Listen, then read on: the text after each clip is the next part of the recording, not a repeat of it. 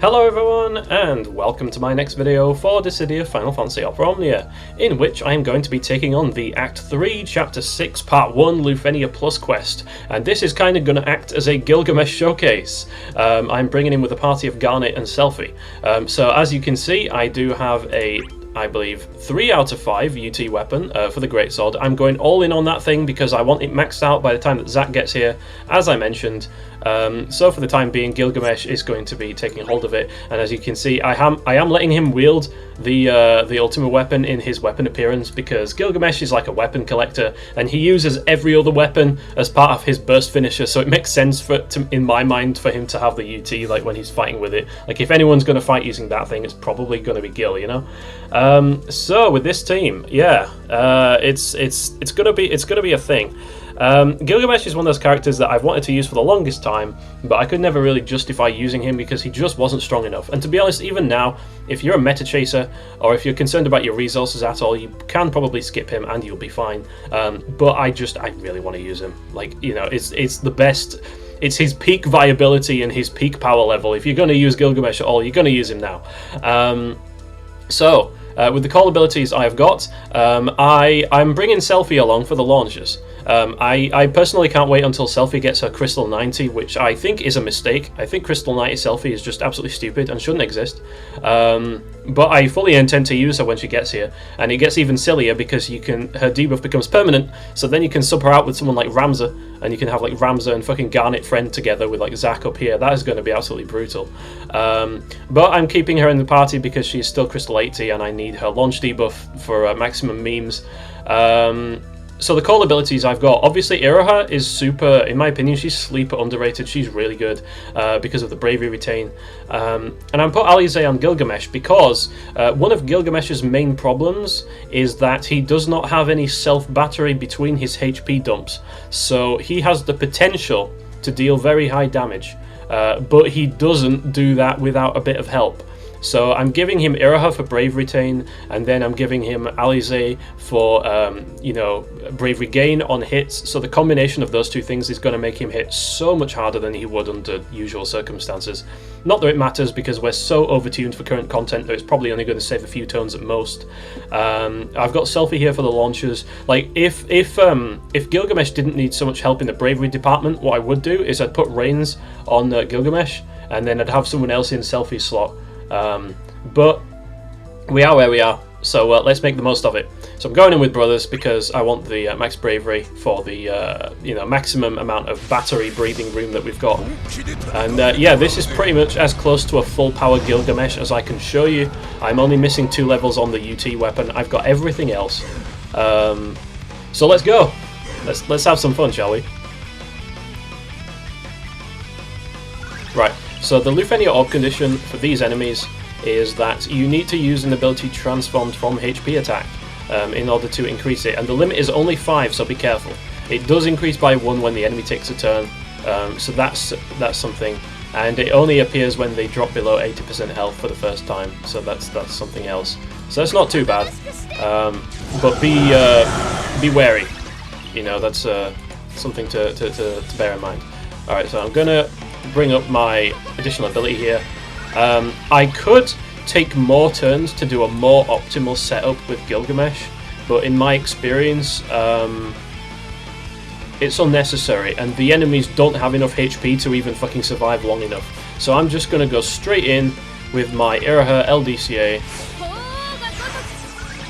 and I'm gonna bring up Garnet's Burst, and we're just gonna go like fucking balls to the wall right from the beginning.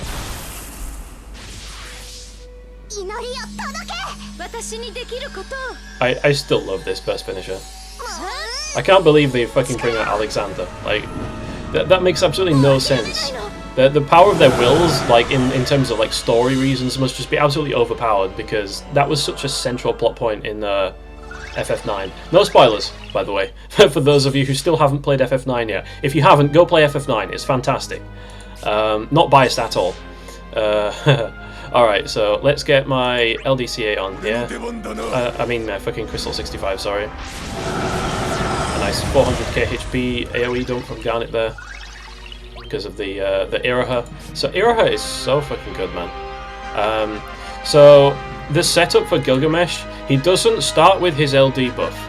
And his LD buff is what gives him his changed HP attacks. So if you have to burn 2 turns on Gilgamesh to get him set up. Gilgamesh takes a long time to get going to full power. That's the only drawback I would say that I really have with him. But it doesn't really matter at this point. So I'm going to go in with Alize here, who's already dealing gobballs of damage just as a call ability alone. And then I'm going to put the burst finisher here. I fucking love this animation though. I just love Gilgamesh. He's such a fun character. He's like the epitome of a fun character.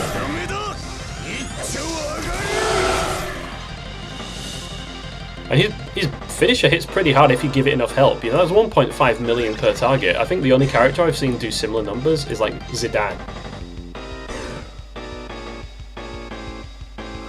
And probably Yuna and Tidus when they get their burst pluses.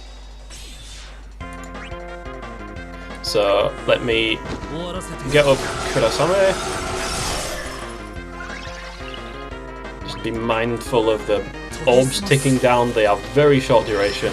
Battle on the big bridge, by the way, absolutely infamous track in Final Fantasy. I had to have the burst music playing. I couldn't have it any other way. So let's get Rapture going.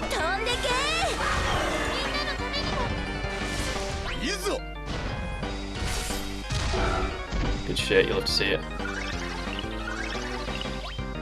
Right, well, during the burst phase, we will be using changed HP attacks. So here I can probably just go ahead and use an LD with Garnet.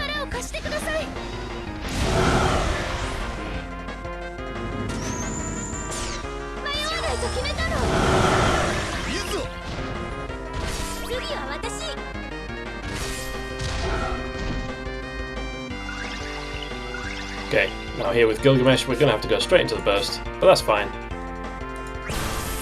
So, the setup I was mentioning, you notice that his burst aura lasts for 12 turns, but it has levels. At level 4, the HP damage cap goes up, so again, it takes time to get going to maximum potential, so he's going to be spending like 4 turns of his burst phase not even doing full damage. So you need to use his LD and his burst finisher. You need to get his burst finisher's levels up, so that it's a little bit clunky compared to characters that you can just like press one button and then they're just at full potential already. Anyway, that being said, let's use LD now.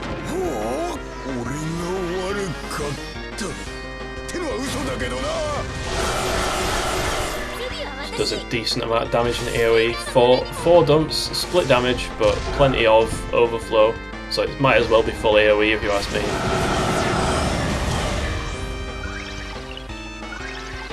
There we go.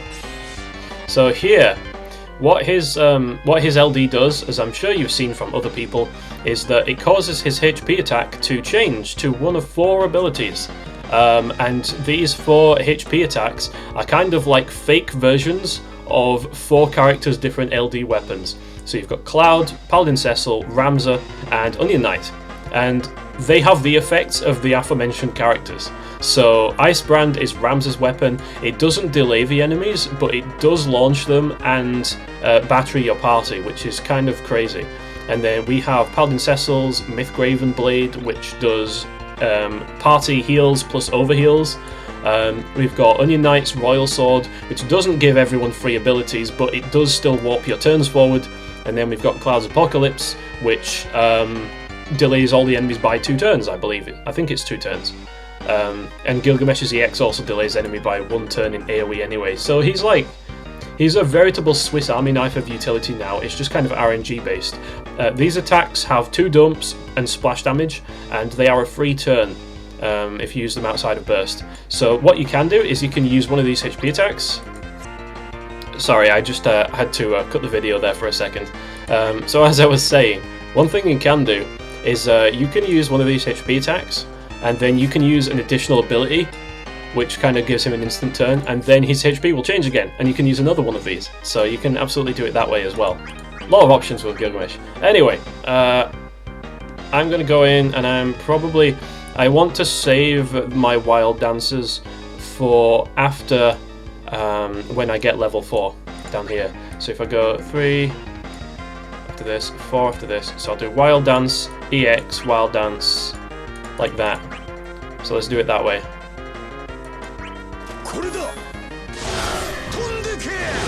Of course we've got Selphie, so we're gonna launch anyway, and the extra battery really doesn't matter.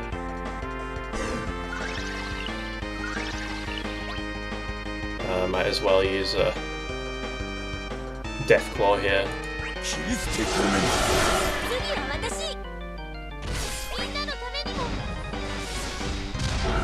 Okay. Okay, good. We're at 4 stacks. So I'm going to use skill 2, which has 4 dumps, got 5 dumps, and then splash damage, which is very nice. Only downside again is that there's no battery between hits, so you kind of have to create your own battery, you know what I mean? And his EX does refund 1 use of his skill 2, so I'm going to use that as well.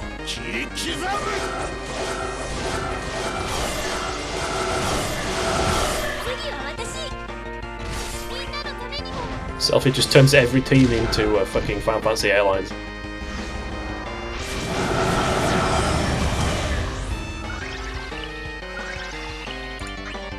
And let's do this again.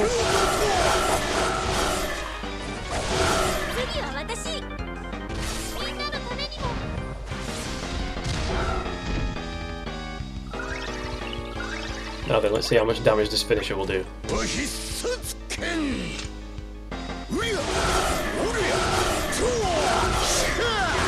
Wow, look at that!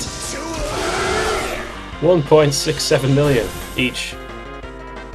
15 million burst phase. Not bad, not bad. I actually did not expect to reach the point, like this point.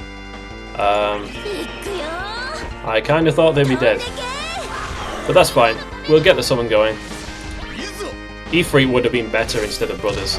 Ifrit would have been so good because of the extra HP cap. But we'll make do with Brothers.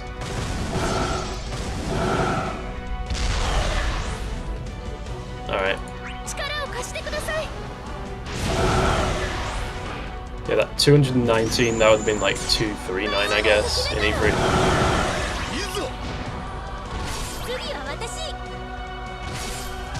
So we're starting to reach some pretty good HP damage caps now.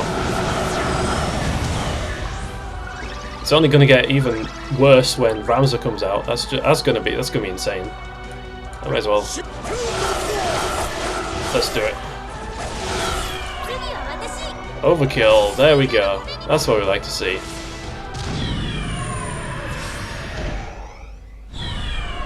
There we have it. So that is going to be the story Lufenia out of the way. Using a very overpowered team. No apologies. Yeah, there we go. And that's going to basically double as my... Here's kind of what Gilgamesh can do, except not really, because the rest of the team is so strong. It didn't really give him a chance to like showcase his utility. So like maybe I'll take him with like a more scuffed team, or try and do a solo or something. I don't know. We'll see. Anyway, thanks everyone for watching. I hope you all enjoyed. And until the next time, I will say take care and goodbye.